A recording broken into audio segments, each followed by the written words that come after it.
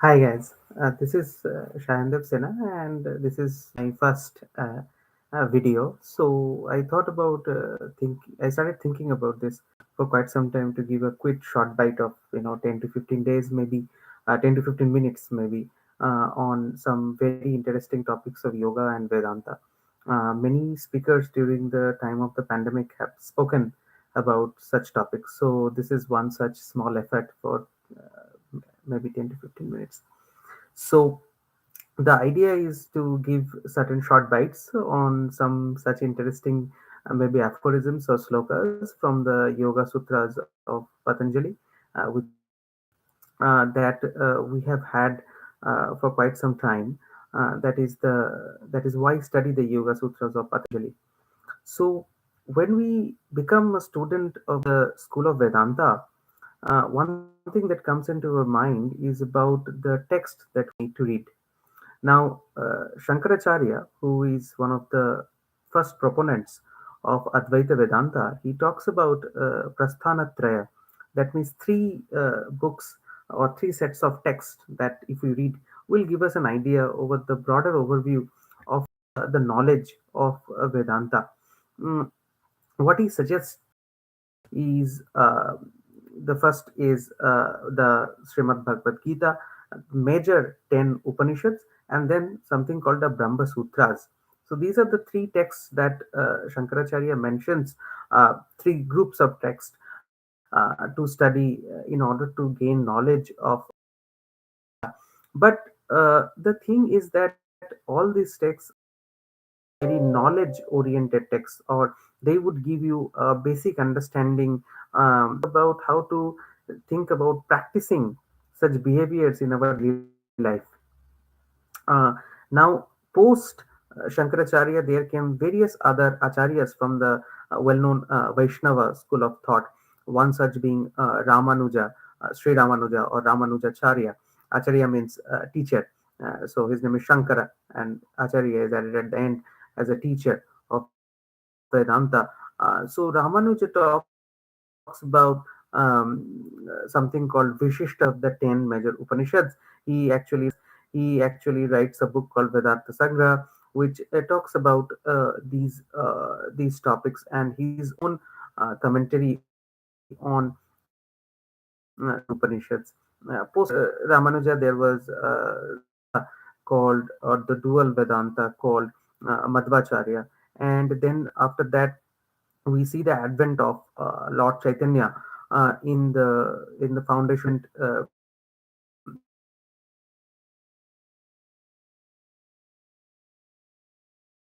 that the concept of Achintya Bheda Veda. Many scholars have said that it practically matches with the concept of Ramanujacharya. And even in the book of Bhagavad Gita, as it is by Srila Prabhupada from the Gauriya Vaishnavism school, we see that he even mentions to read the text of Sri Ramanuja's commentaries on Bhagavad Gita. So then comes our another acharya. Now, from Sri Chaitanya to Vallabhacharya, we see an interesting shift in the study of the Prasthanatraya. Sri Chaitanya says, Lord Chaitanya says that the Srimad Bhagavatam, the Bhagavat text, which discusses about the avatars of the it's kind of interesting because you won't find it as a commentary, but Lord Chaitanya says it is not a literal commentary, it is a ideological commentary. And then after that, uh, Sri Ballabhacharya, who is another Vedantic Acharya from the Shuddha Advaita school, or the Pushti Marg, which he started, or he was one of the founders. He speaks about reading the Bhagavatam along with the Prasthanatraya, or the three other texts that Shankaracharya has mentioned. So from that time, we can see that one extra text has been added. Now, what does the Bhagavatam teaches us is how to cultivate bhakti or devotion. Now, that is now cultivating bhakti or cultivating devotion is some kind of work done, and that actually relates to how do you do it in your daily life. It's very common from the Chaitanya Lord Chaitanya followers and many others to sing songs in the praises of God. But there is a school of Advaita Vedanta which actually very much relates themselves with more of karma yoga. And it's not that they are against bhakti yoga or anything, but they hardly or in a very strong manner they practice the concept of karma yoga. So for them, a strong text from the topic of bhakti or on.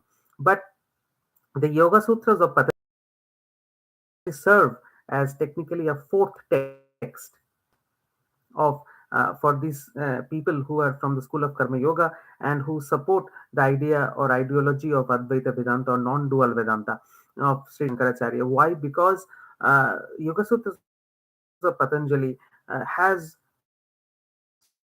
such interesting aphorisms or slokas that actually tells us how to practice these concepts in daily life and how those can lead us to understanding of real knowledge and to realization of the real truth.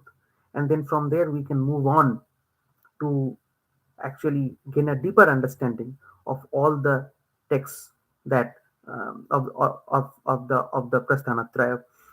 Although in the school of non-dual Vedanta there are interesting books called Prakarana Granthas, that means kind of books for beginners or starters in the journey, written by Shankaracharya himself and many others like Viveka Chudamani or some other books like that, in or maybe Manisha Panchakam.